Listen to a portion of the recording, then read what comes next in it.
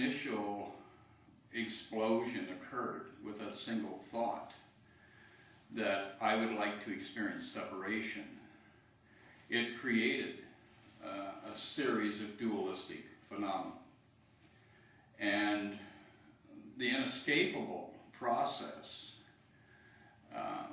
embedded in this adventure that we collectively took as that one single divine expression of the infinite was the antithesis of what God is.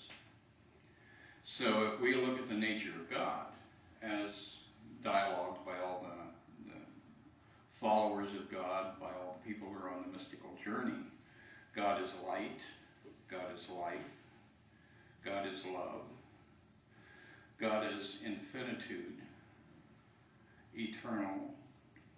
And this realm is exactly the opposite. If we look up in the sky at night, the universe appears to be dark, except for these occasional sparks of light scattered across the universe.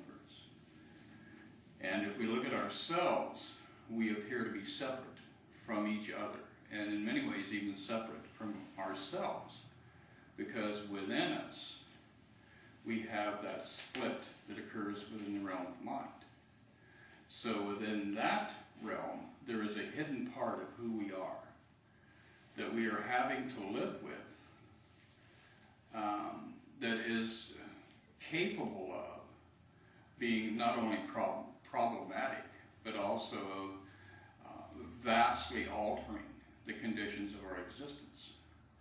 So we have this hidden agenda going on that the subconscious is manifesting, it is creating, and we in the conscious realm are constantly having to deal with it. Depending on the level of frustration, disruption, angst, fear that you have embedded in the subconscious, all of this gives us the experience of living in this material world. So when we go back and look at that original thought, that original sound, that was the spoken concept of creation.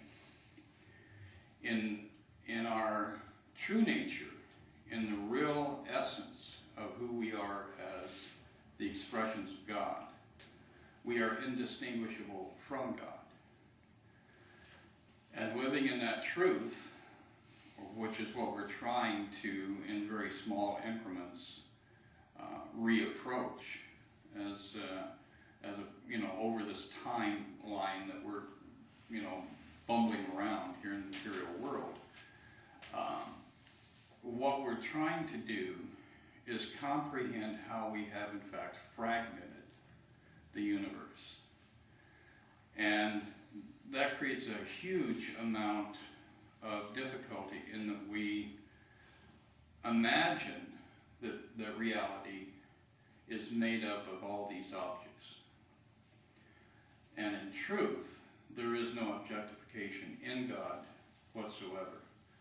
So that takes us over that threshold into a whole different realm of how we conceive of God.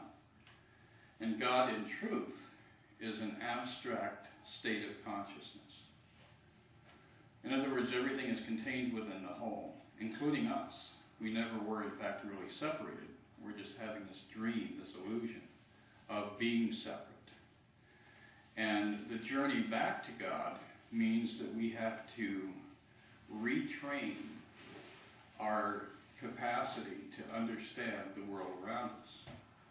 We have to arrive at a point where we are recognizing the illusion of objectification.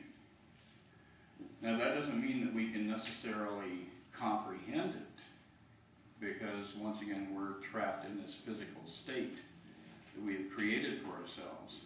And that's why the mystical aspect of experiencing God is something that is over and over again repeated, because there are no words for the truth of God. We've got lots of words, lots of symbols for the truth outside of God, which is this realm that we have created. But we have no way of actually envisioning the totality of God and our existence within God. So that basically is the advent of this journey that we've all been drawn into. And I know with my experience, and with many people I've talked to, the way the Course works is that once you start the journey, once you open the first page on the book, that has started a process where we are experiencing an acceleration in the restoration of peace and harmony and truth and reality. So that is where the Course in Miracles has a brilliant resolution to the enigma and the illusion that we're having to confront. And that's in the lessons. So if you're just reading the Course, that's good. That's very powerful. But I encourage you to get into doing the lessons. You know, you may do them for a while and then fall out of sync and go back and pick them up a year later, or 3 years later, or 5 years later. But nonetheless, the lessons are the core set of tools that help us to unravel the illusion of separation and the illusion of incompleteness. You know, we've got 1,000 different ways of envisioning ourselves in this realm. We have astrological profiles, psychological profiles, we have tarot cards, we have all of these different mediums that try to give us a clear vision of who we are as material beings. In other words, these are how we describe ourselves as an ego, separate from God. But the real truth is that we are beyond just omnipotent beings. We are perfect, omnipotent, eternal beings.